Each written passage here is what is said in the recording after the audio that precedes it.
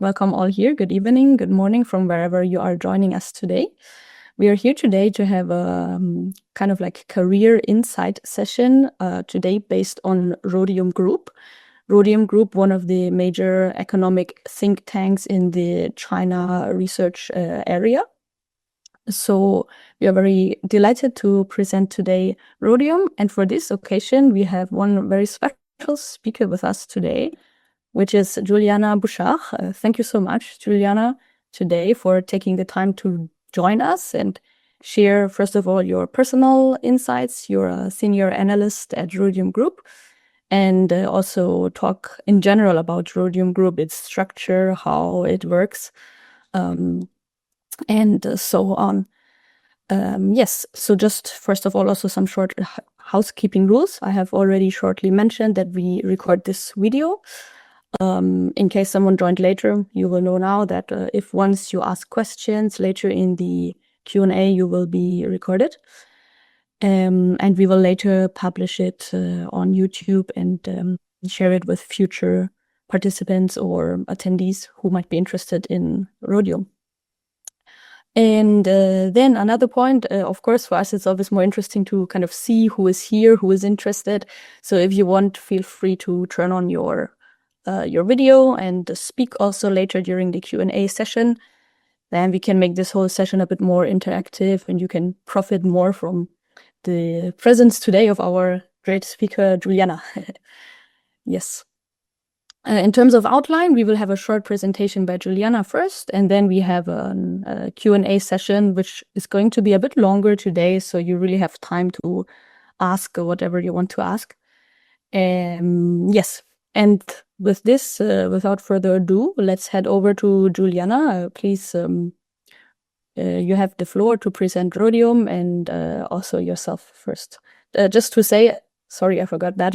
Juliana is a very great speaker because she has both her bachelor and her master's done in China, and bachelor done in China studies and master in public policy and diplomacy in Oxford and Cambridge. And she has experience in Synalytics, Merix, and in Rhodium Group. So I think you're actually perfect for today to speak more about career in China research field. Yes. Okay. Now the floor is yours. Thank you so much.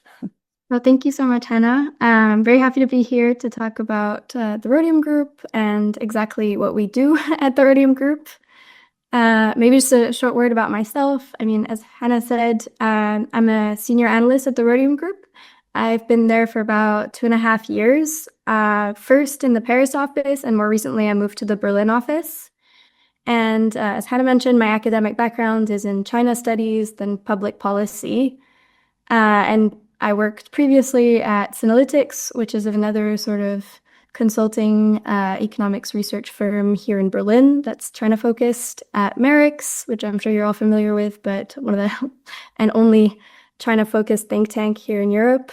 And I also did a Blue Book traineeship with the European Commission when I was working on sort of EU-China trade-related topics. And I really wanted to have this sort of trilogy of China policy experience, getting to see the consulting side, the sort of government, public sector side of things, and then the think tank side of things. Jumping into what the Rhodium Group actually is, we brand ourselves officially as an independent research provider, combining policy expertise and data-driven analysis to help decision makers navigate global challenges.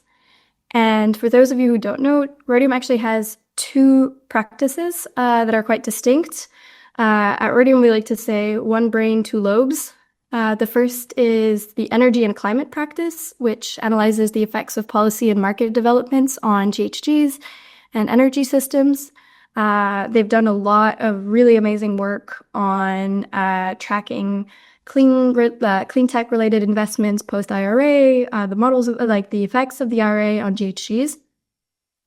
And of course, we have the China practice. Our official tagline is to support leaders in the public, corporate, and financial sectors with data-driven analysis of China's economy, policy dynamics, and commercial ties with the world.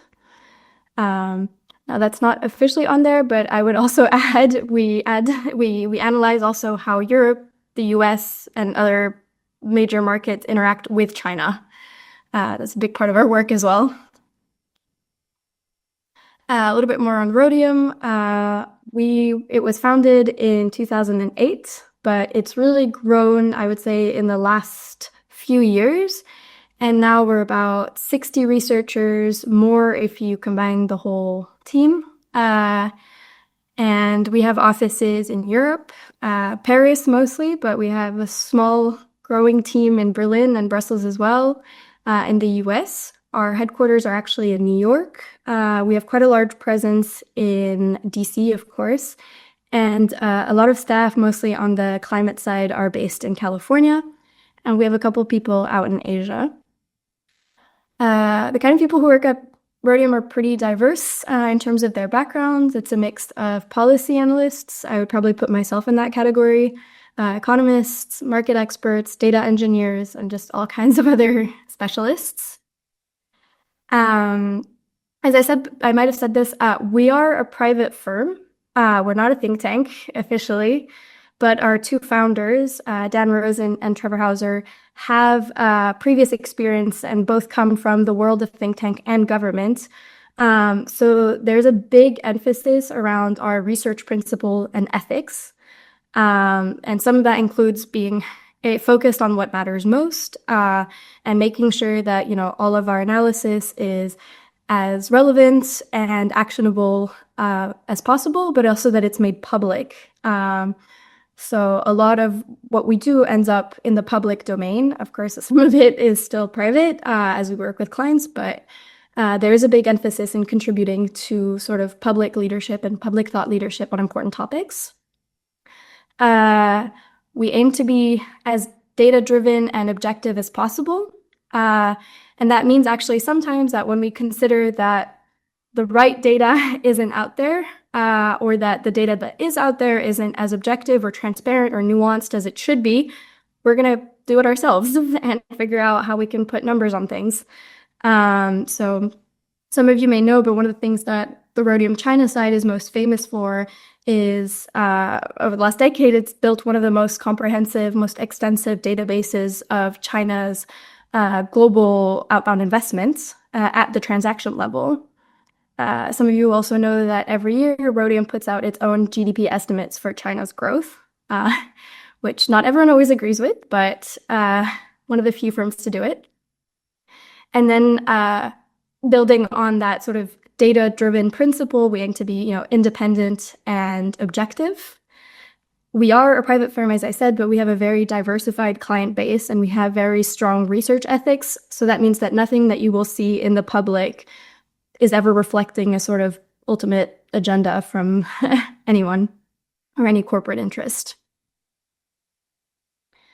Now a little bit on the China practice of Rhodium. Our tagline is that we use an integrative, multidisciplinary approach to produce unique insights into China's economy, leveraging proprietary data sets and decades of experience. And it's actually split across 4 teams. We have the China markets team, which works with mostly institutional investors and provides analysis on the state of China's macro performance. We have the China data team. And so they're the ones who are behind some of the products that we sell, the data products that we sell. So this will be the cross-border investment platform that I mentioned earlier, which gives a very transaction level, very nuanced and detailed overview of pretty much every transaction in the last couple of decades that has a Chinese UBO behind it. They've also built recently a platform for financial investors to manage the legal, reputational, and other market risks related to Chinese securities in their portfolios. There's also the China projects team, which works more on longer form research projects, mostly for public sector or nonprofit clients. And then we have the China Corporate Advisory Team, which I sit on. And unlike what our name suggests, we don't just work for corporate clients. We work for a mix of corporate and also public sector clients, providing either like a perhaps more short-term analysis on the state of China's engagement with the world. Now, because I sit on the China Corporate Advisory team, I'll provide a little bit more details on what we do. Like as I said, the way we engage with clients is either through retainer relationships. So we work with them throughout the entire year, get to know them very well, and we're always in constant contact. So providing constant updates on where we see the world going and what are the topics that matter the most to them and how developments interact with that. And we also work on shorter firm projects, either for clients or for public research. Notably, we've put out a few series of report on Taiwan-related crisis scenario. There's a few areas of research that have become, I would say, like a specialty within our team. And one of them, of course, is implications of a Taiwan crisis. So we've done a series of reports on, for example, if there would be a blockade of Taiwan, a naval blockade, what would that mean in terms of disrupted global trade?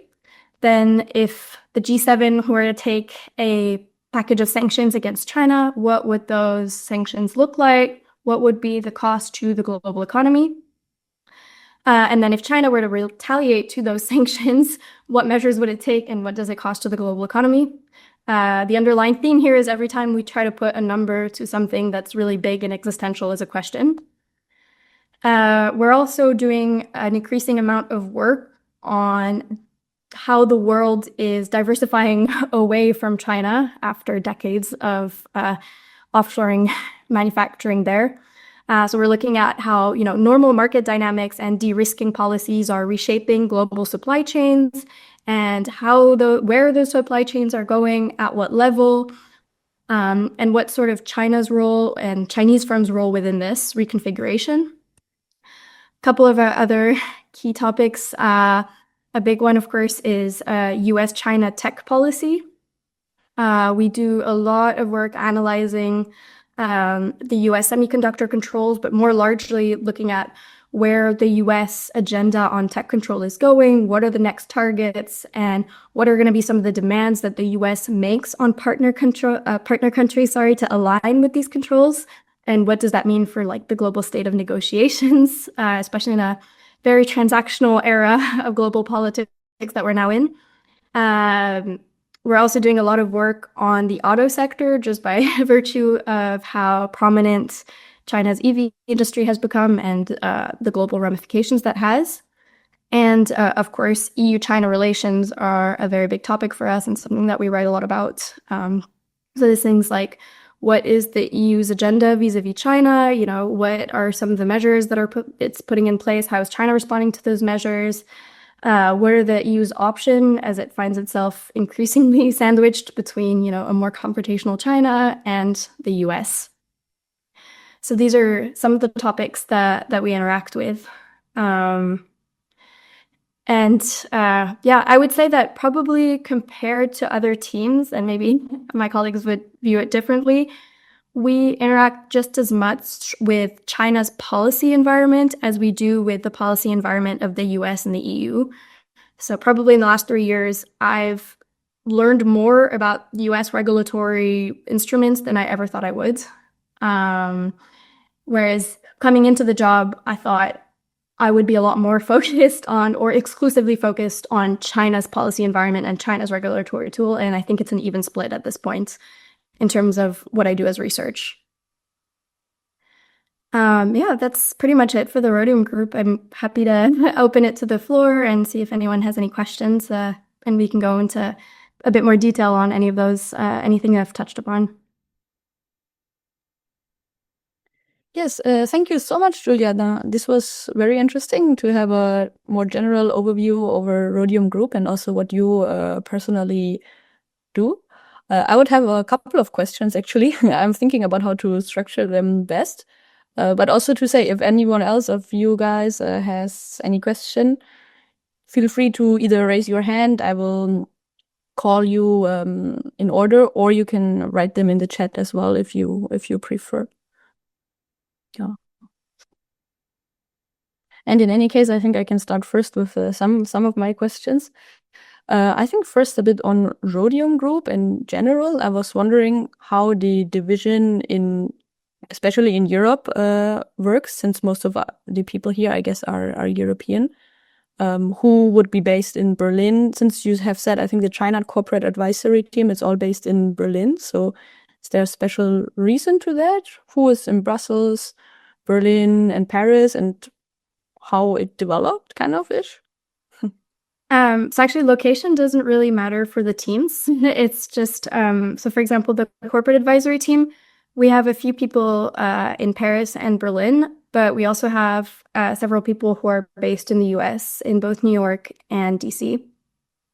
And that's the same for some of the other teams. So really in your day-to-day, you're mostly interacting with your team, split across regions. Now, of course, because in my working day, I have 6 more hours to be online with the Europe team. I do talk a lot more to my European colleagues than I do my US ones, but it's sort of there's not necessarily a geographic divide by team. I see. Okay. So then I guess there's much work done remotely as well, if colleagues are in different places. That would be a bit my next question. How much in this like research environment you work on your own and how much you cooperate with other colleagues? Because maybe you have some of your own research projects which you really do on your own, and then you more sort of like for publication and so interact with the others. I mean, it's definitely a mix. So I'm lucky enough to be, based out of Berlin. I have colleagues here in the office with me. Previously, Paris, I had colleagues there in the office. So I do get to, interact with physically with colleagues. But of course, for US colleagues, that's not always possible. But we do make a point of having quite a lot of daily interactions, daily meetings. So it's not like you're on your own scribbling away, doing your research. And there's a big emphasis as well that's made on bringing teams together every few months. At least once a year, the entire firm gets together for an offsite because there's a big emphasis that's put on, building those interpersonal relationships and figuring out how all the different teams across Rhodium, both on the China side and the energy and climate side, should work together more closely so we produce, better insights. Okay, no, that's good to know. I see one hand raised and one question in the chat. Maybe I let Margarita go first. I see you raising your hand. Feel free, and we can take the other question after. Yeah, first I want to say thank you so much for organizing this. Sorry, I hear your sound cut off. Is it only me? No, yeah, I'm afraid I've lost the end of the sentence. Yes, can you repeat maybe, Margarita? Yes, can you hear me better now? Yes. Yes, no, I hear. Yes, I just said thank you for speaking today. I really appreciate it. And I was just wondering how important was the economic side in your China studies and public policy studies? Because I also have a background in China studies, but I'm mostly focused on the government side of things rather than the economic sides. So I was wondering if you got most of your experience through like academic learning or through your internships, or what's your story? That's a really good question. And that was a really big topic for me coming in because I didn't feel like I had necessarily enough formal economics background for this role necessarily. I did have some formal economics as part of my master's degree. I did also have a couple of quantitative courses. But Rhodium seems so economicsy. That said, there's a lot that you can learn on the go. You learn through reading a lot. There's a big emphasis that's put in your first few months at Rhodium on teaching you, all the underlying structures of our thinking and how to, Rhodium says China's growth is going to be 2.5%. Why exactly are we saying this? How you get about, understanding the big themes in China's macro performance. So I would say it was a mix of a little bit some of the courses I took in my master's, which sort of just enabled me to understand it without formally teaching it to me, and then learning on the go, on the job. Great, thank you. Yes, thanks. This was also very great to hear from me. Then maybe I will read out the question in the chat and then we go on with the other hand raised. So there's someone asking about internship possibilities. Do you know if they're usually published on your official website? So our internship openings would definitely be published on the website. So we'll definitely check there to see if we have any openings across any of the teams. I think we don't have as many.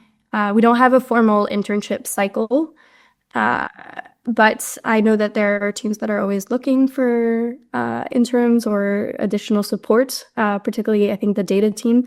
So it's always a good idea to be on the lookout for anything on the website.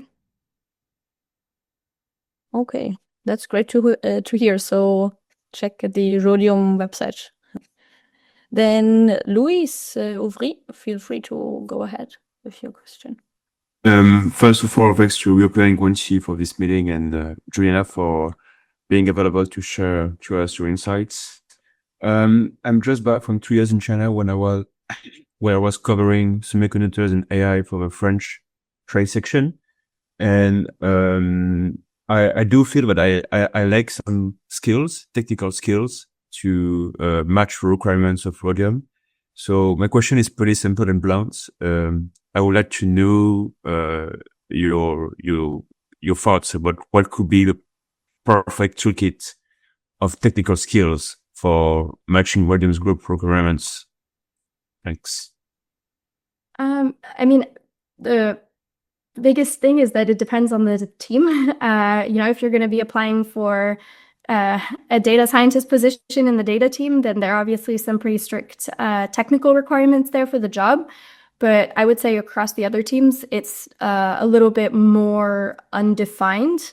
If you're someone who, especially I would say in our team, if you're someone with a really strong background in covering tech policy and you have a good understanding of the semiconductor ecosystem, that's would be, if you can hold a conversation on it and follow the dynamics of, the people in our team who are most focused on this, I would say that's sufficient. Generally, of course, everyone we would like, everyone in the team, again, I'm speaking more from this perspective of our corporate advisory team. I can't speak to the requirements of all of the other teams. Everyone should have at least somewhat of a generalist ability to cover China. So that means, understanding things such as trade data. How do you look up trade data? How do HS codes works? Things like that. Generally, it's definitely a plus if you've got some understanding of how different databases work, like CIC or Bloomberg Terminal. That being said, these are things that can be learned.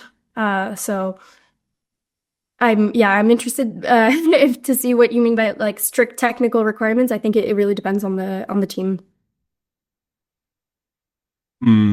If I may add, I was thinking about jobs at CCA. Okay. I have applied to some jobs last year, and it occurred to me that it was quite necessary to have not only the ability to read databases, but also to build databases, especially with Python and also Excel. That's a thing where I'm looking forward to gain some skills, but I would like to have your insights on this, if possible. Yeah, I did mention Excel. I mean, I do work a lot on Excel, of course. So I would say a basic understanding of how, or basic to moderate understanding of how Excel works is probably a requirement for the team, just because of how much of the day is spent in it. But for Python, I wouldn't say that's a requirement for our team. But it would be for a couple of the other teams, I think. It also depends, I guess, for some of the openings that, I mean, sometimes we do try to recruit a particular profile, so it can be that some of those requirements are a bit more tailored. But I wouldn't have thought that anyone in our team would have had Python requirements. Okay, that's good to know, I guess, for majority of the audience here. We will see. I see another or some questions actually in the chat. I think I will just combine them. So Elias is asking about the intersection of sustainability and China. So I guess the two major themes you have mentioned in Rhodium. I think you have also mentioned that you have more the idea of cooperation between the two. So how this is done specifically, who works on what? And then for me, this is a bit another question. Your next, your working agenda for the next months. Maybe it's connected. Maybe it's actually about China and sustainability. Who knows?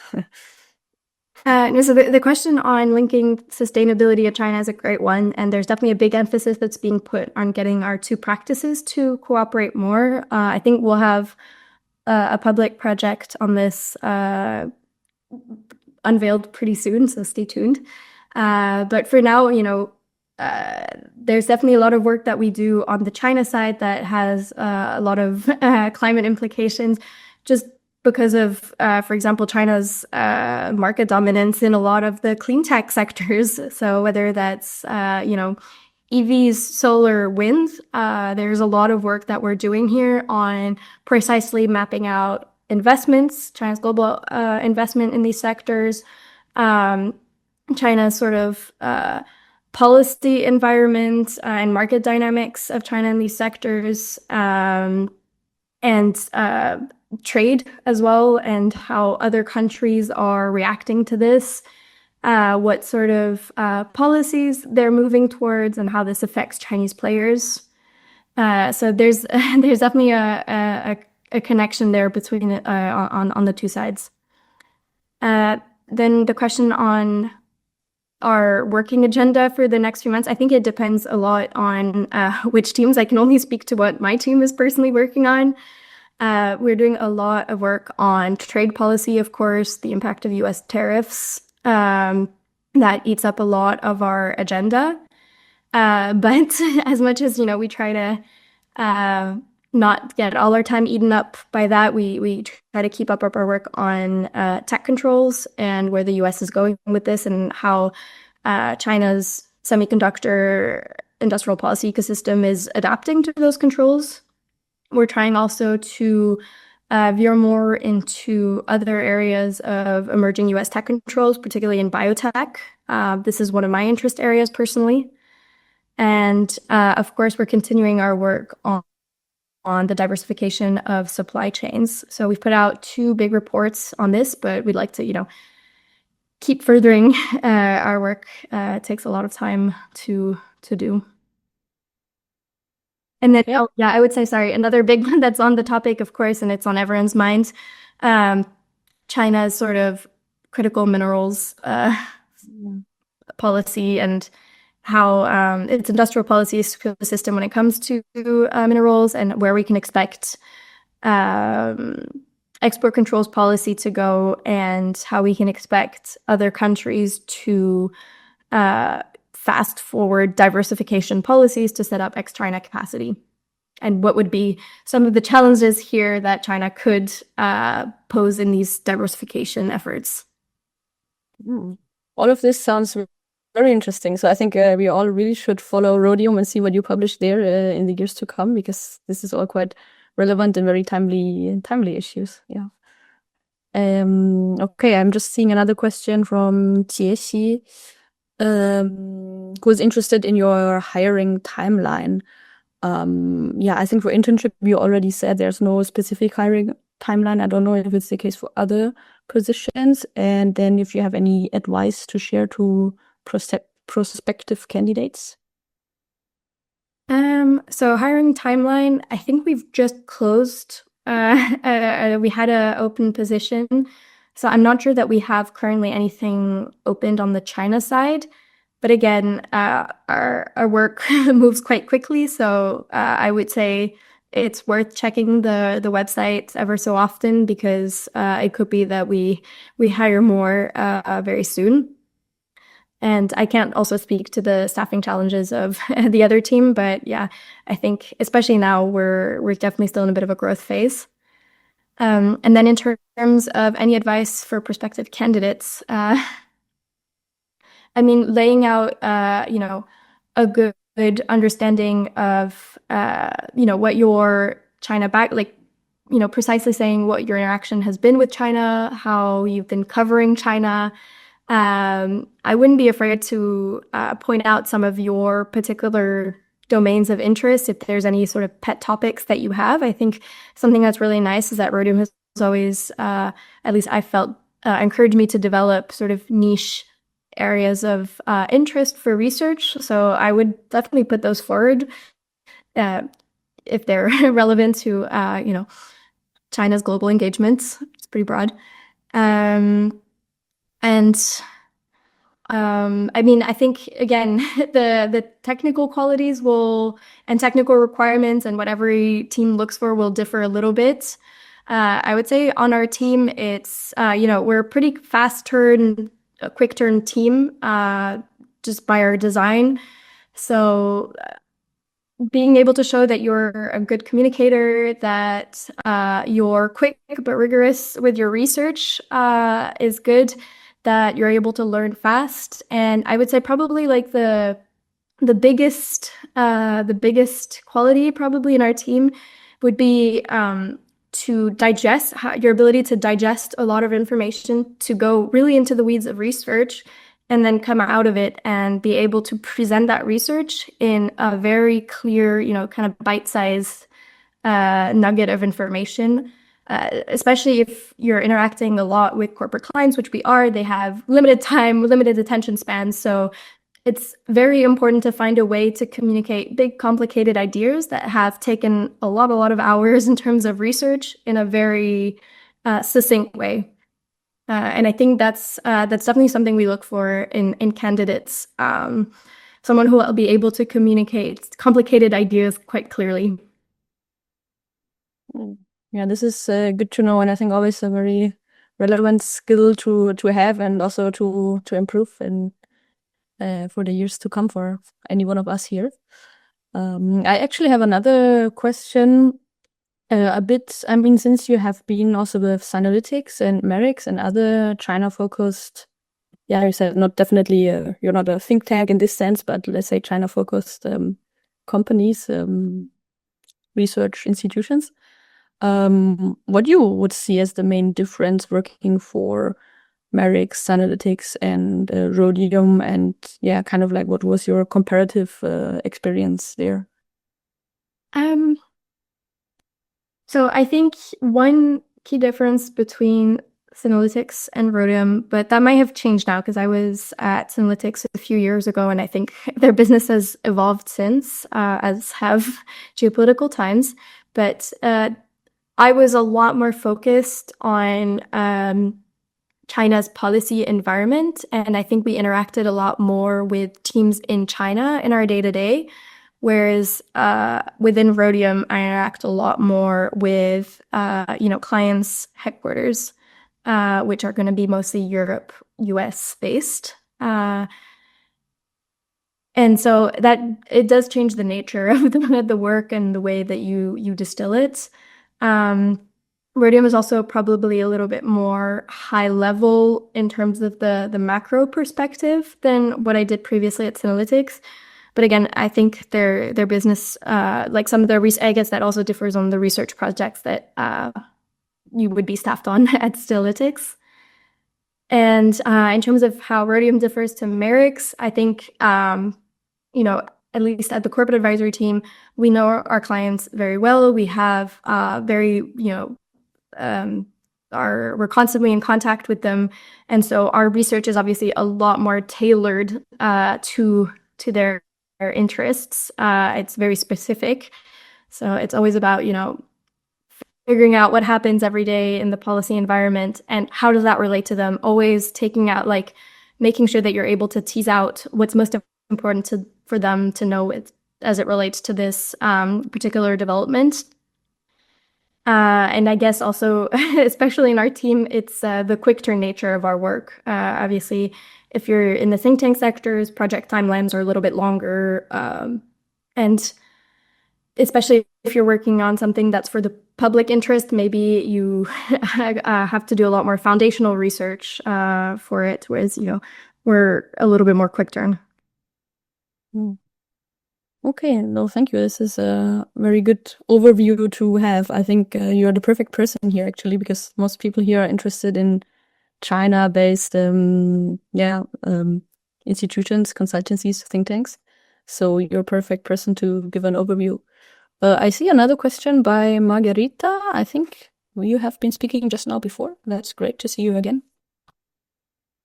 Yes, it's me again. I have a question about language, both on the Chinese side and the European side. So, for example, you worked at a number of organizations which were in Germany, and as far as I remember, the work is conducted in English, but of course, knowing the local language is a plus. So I'm wondering how important you think it is to know at least like an intermediate level of that language before you start working in these sorts of organizations in different countries.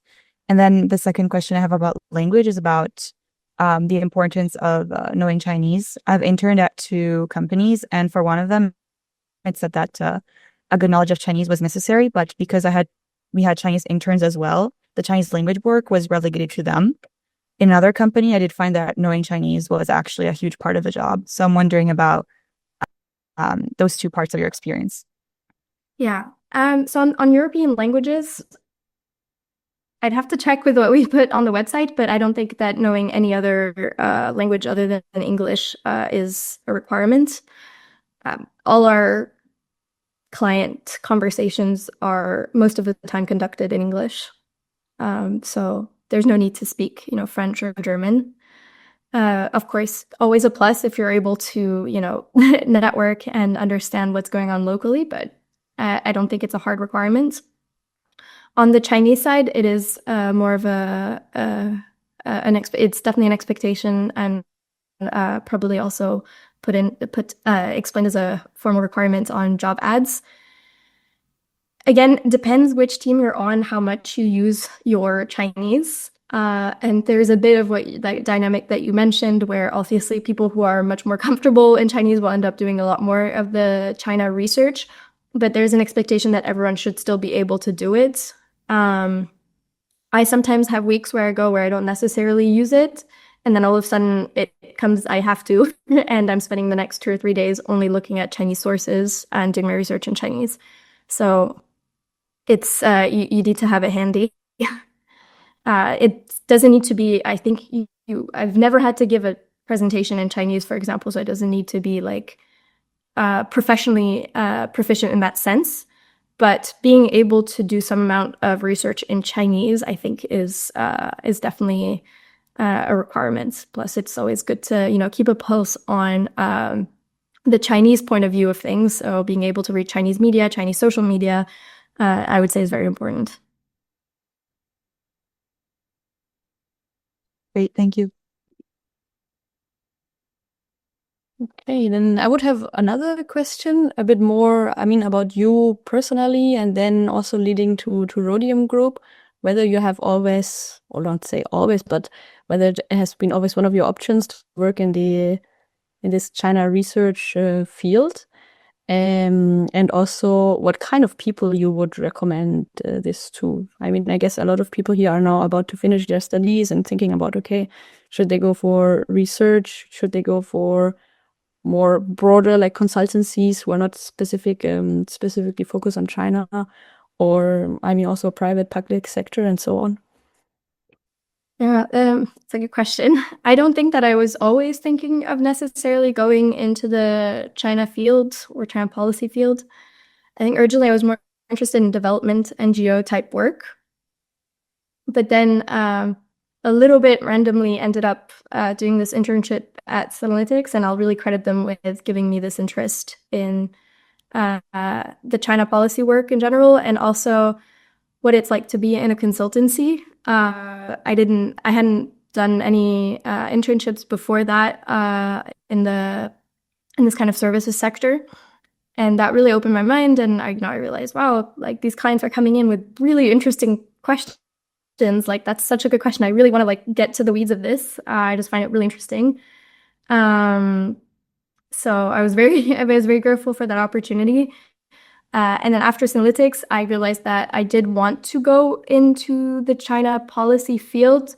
I had this interest in consulting. I just wasn't 100% certain. So I did want to sort of see what it was like to cover China from different angles, which is why I wanted to go to the think tank at Merrick's and then go to the commission to see what it was like from, a government, quote unquote, side of things. What advice I have for prospective for people thinking of going into this field? I mean, it's difficult, right? Because it's, I remember when I was graduating, like a lot of my friends were going for more typical consultings at NBB. So obviously you have a lot more of a set path there and set expectations, and there's more of a trajectory, and there's a lot more resources to figure out how you should prepare for those interviews and where you can expect your career to go. That doesn't mean that you should invest in a career in China policy. I think, if anything, the last few years have showed us that it's more relevant than ever, and we're gaining a lot of experience and a lot of importance.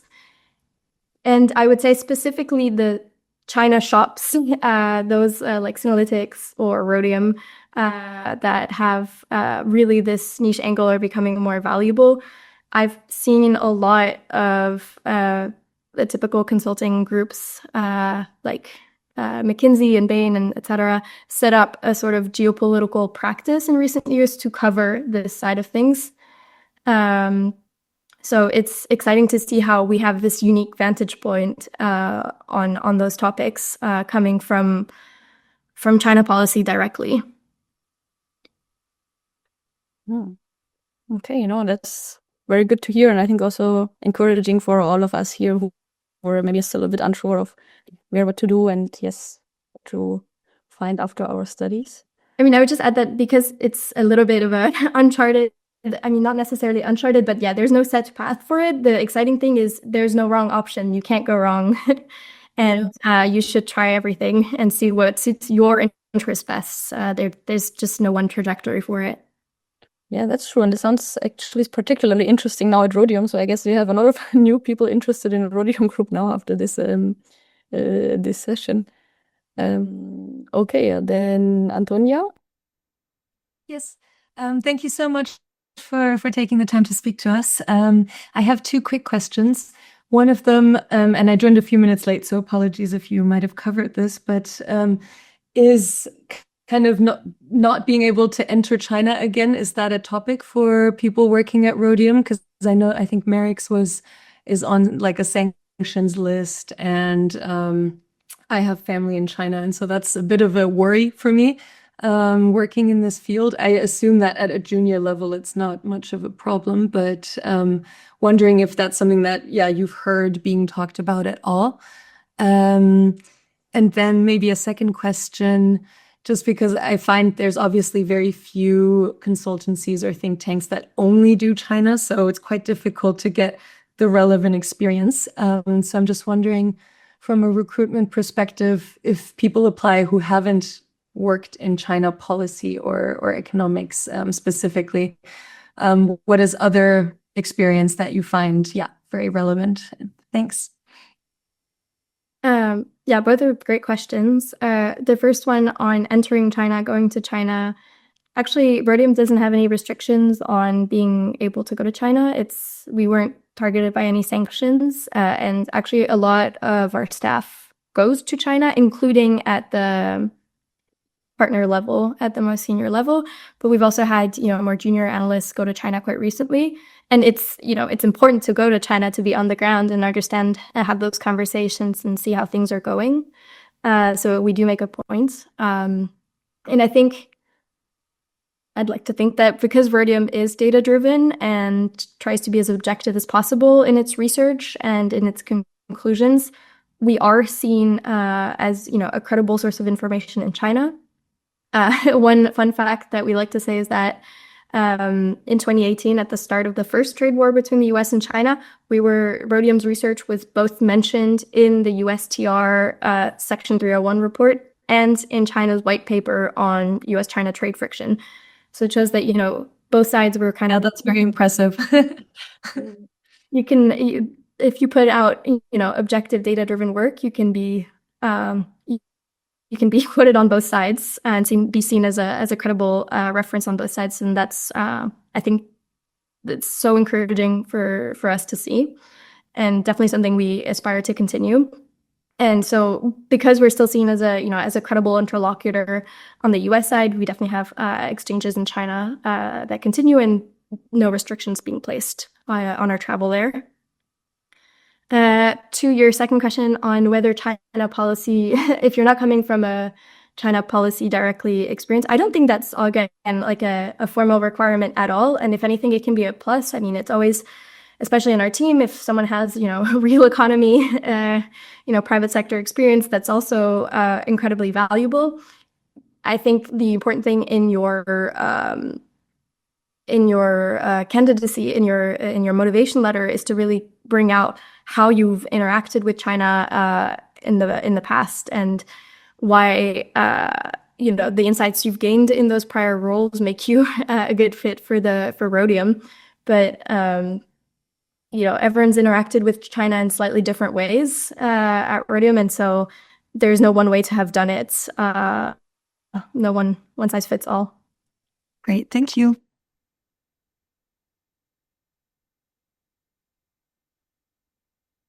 Okay, that was very insightful, and congratulations, especially being quoted on both the US and the Chinese side during the trade war. I think this is a major achievement which not many people, institutions managed to do. Wait, was there any more question? Okay, I see only one more from Elias about Rhodium's weaknesses. If you have any special points to mention there. I mean, I don't think I can speak to Rhodium's weakness as a whole. I can probably speak to, where I think I should be doing more in the team, or how our team should be doing things. I think it's more of we have a lot of projects and a lot of things we want to do, and unfortunately not enough time. And so I think, we're probably a victim of our ambition in terms of what we want to do and the time we have to cover it. Yeah, but it's always good to be ambitious and have more great plans. So definitely is an interesting place to work. Okay, let's see if there are any more questions. I see people thanking you in the chat, which I can only agree with. Thank you so much for this presentation. It was a very good, thorough overview. And I think also your personal insights in the end are very useful for all of us. Let's wait shortly if there's anyone who wants to ask a final question. If not, as I said, we have recorded the video, and I mean, we will also publish this on our European Guanxi LinkedIn account. So if there's anything, people can always check out the Rhodium website. I guess, I don't know if they want maybe follow you on LinkedIn. Yes, but that's of course up to you to decide. Yeah, and thank you so much. I'm really grateful for the platform to get to talk about Rhodium, and generally about sort of careers on China policy in the EU-China space. I know it's not easy, and there's really not a lot of resources, unfortunately. Yes, that's often the case. But then, as we can see with your example, it's always good to have, you continue your path and you will find a great job opportunity with very interesting work to do. Okay, yeah, I think there's no more question from this side. So, sorry, wait, I just see one more. Okay, if you could recommend some resources to learn more about China, I guess it depends on which specific area you want to learn about. A lot to learn about. Lots of resources. I mean, a lot of the think tanks put a lot of great research out there. If you're more interested in those topics, I mean, academia as well. I mean, I guess it really depends what sort of what topics you're most interested in terms of China. Yeah. Okay, thank you. Then I see people also recommending something in the chat. That's great, always to have an exchange. I would also say that always good to go to the Chinese sources where you can. Yes, true, most probably. Okay, then I guess we call it a day for here. We really thank you, Juliana, for taking this time presenting Rhodium and your career path. It was really insightful, and I think also the personal chat after was very good. So many people asked so many questions, so it was actually one of our best exchanges, I would say, here. And yes, really thank you so much. I hope you have a great evening and happy to remain in touch. And yes, let you know if there's anything regarding European Guanxi. Absolutely. Thank you so much. Goodbye. Okay, then thanks also to all participants. Have a good evening. Bye-bye.